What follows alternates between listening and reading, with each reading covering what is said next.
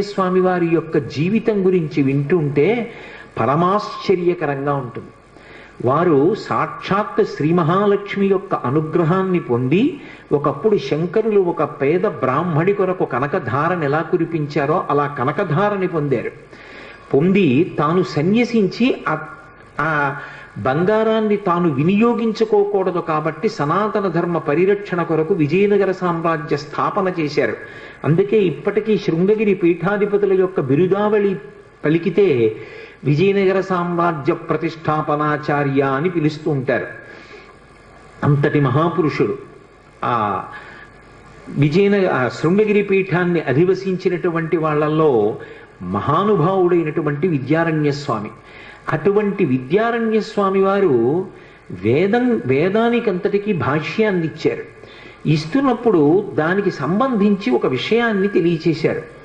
అసలు వేదం పలకాలన్నా వేద మంత్రాల్ని పలకాలన్నా ఒక ఘనపాఠి కావాలి అన్నా వాగ్దేవి యొక్క అనుగ్రహాన్ని పొంది ఒక విషయం మీద స్పష్టంగా చెప్పగలిగినటువంటి రీతిలో ప్రవచనం చెయ్యాలి అన్నా భగవంతుని యొక్క అనుగ్రహము ఎక్కడ ఉంచబడుతుంది అంటే దవడల యందు ఉంచబడుతుంది అని. దవడలు అంతటి దైవదత్తములై అటువంటి బలాన్ని కలిగినవైతే తప్ప ఆ తేజస్సును నిలబెట్టుకోగలిగినవైతే తప్ప ఒక ఘనపాఠి అయి ఆ వేదమంత్రాన్ని అలా చదవడం సాధ్యం కాదు. వాగ్దేవి అనుగ్రహాన్ని నిలబెట్టుకుని వాక్య నిర్మాణం చేసి విషయం సభలో ఉన్న వారికి అర్థమయ్యేటట్టుగా మాట్లాడగలిగిన ప్రజ్ఞ నిలబడదు అని.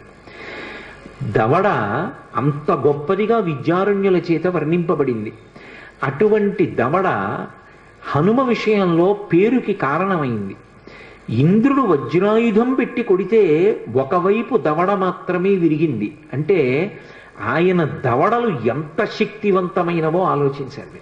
అవి శక్తివంతమైనవి అని నేను అన్నప్పుడు కేవలము బాహ్యంలో బలమైనవి అని నా ఉద్దేశ్యం కాదు. ఆయన మాట్లాడే మాటలు అంత శక్తివంతములై ఉంటాయి.